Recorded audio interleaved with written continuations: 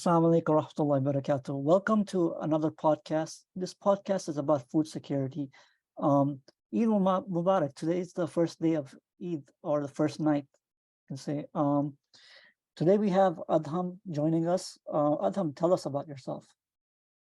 Assalamu alaikum, everyone. I'm a senior in high school and I'm an intern at Ilya and we run the food drive. Awesome. So, food security is about having access to safe, nutritious food. And there are several misconceptions about food security, including food security is the only issue in developing countries, which is not true because there are several common misconceptions about food security. One of them includes that food security is only an issue in developing countries, which is incorrect. While food insecurity is more prevalent in low and middle income countries, it is also a significant issue in high income countries. Food insecurity affects millions of people in the US and other wealthy nations, including those who are unemployed, elderly, or have low income. Another misconception is that food security is only about hunger. But the issue is food security can be much more than that. Food security can be about having access to enough food that is safe, nutritious, and culturally appropriate. Food that meets people's dietary needs and preferences. Food insecurity can also lead to malnutrition, obesity, and other health problems. Another misconception about food security is that food security is only a technical issue, which is not true. Food security is more than just a technical issue that can be solved by increasing food production or improving distribution systems. It is a complex issue that requires addressing the underlying structural factors contributing to food insecurity, such as poverty, inequality, climate change, and conflict. So, Adham, what do you think are the causes of food insecurity? So there's a number of reasons why insecurity happens, and one of them is like obviously people are in poverty and there's also unemployment and like low income. So any of those could be reasons for why it happens. Also, like some people end up having an illness or they like their health isn't their health isn't at the best that it can be. That like will cause food insecurity because people don't have money to afford food. Yeah, people may not have enough money, or someone might, the main provider of food can be sick. So, how does food insecurity affect individuals, communities, and countries? So it affects them because it usually hits the communities at a whole, and like the like areas such as like Baltimore where we are, people don't have that much food because there's access to it, there's not enough money, and it'll affect like individuals because they'll have to provide for their families and they won't be able to. So that'll affect the community over time because everyone will be having food. So, what do you think? How can listeners get involved and support initiatives that promote food security in their communities?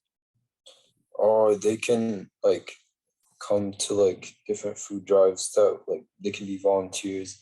They can also like bring awareness to it like by posting on social media, and they can also just donate money to organizations that are trusted to help the people in need.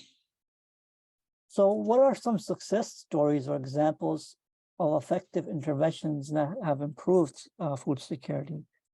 Uh, One example is the food drive that we do at Ilya. We do it once a month, where we go to Costco and we get food, and then we give it out to people in the Baltimore area.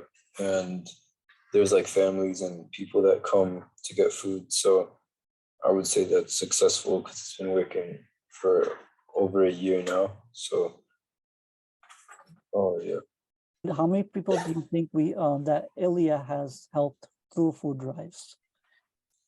Uh, I can't give an exact number, but every month we help from 40 to 60 families. So some of them come again the next month, and then sometimes we have a lot of new people. So over time, huge, like 40 to 60 times 12 over a year. That's how many families we've helped. Our first podcast of this one, the goal of this podcast is to have people from different faiths come in and talk about different issues. But unfortunately, this podcast, we were only able to have you, and you're a Muslim, right? So Yeah. in what ways does your religion influence food security? Our religion tells us to help our brothers and for us to all want to have like the same like life and access to like the same stuff. So if you are in a position where you are able to help someone else, then you should.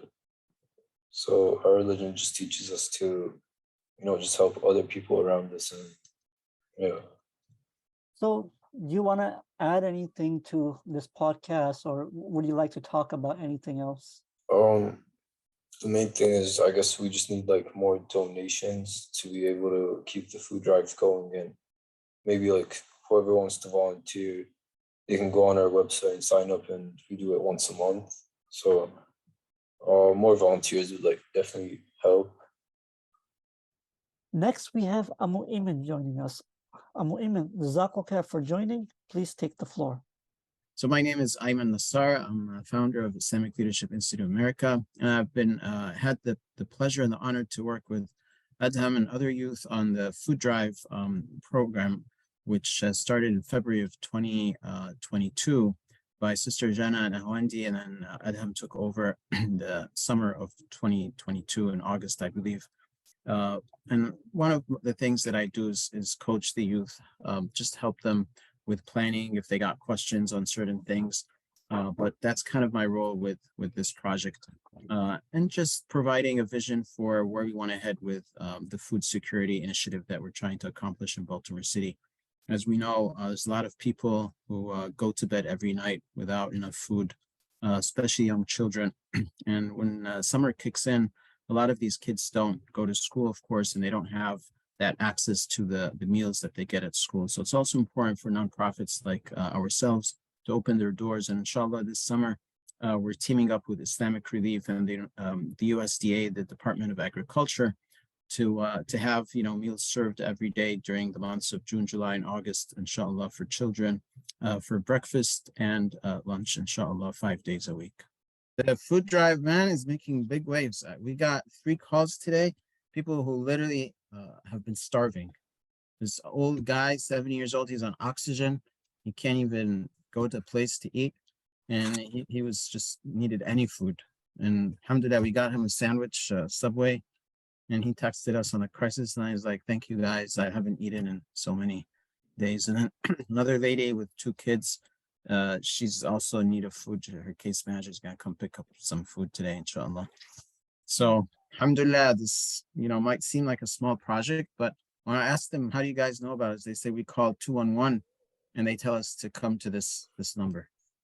So alhamdulillah, may Allah subhanahu wa ta'ala put barakah in the work, reward you and Jana Nawandi, who started this project, and inshallah, those who take it over from you.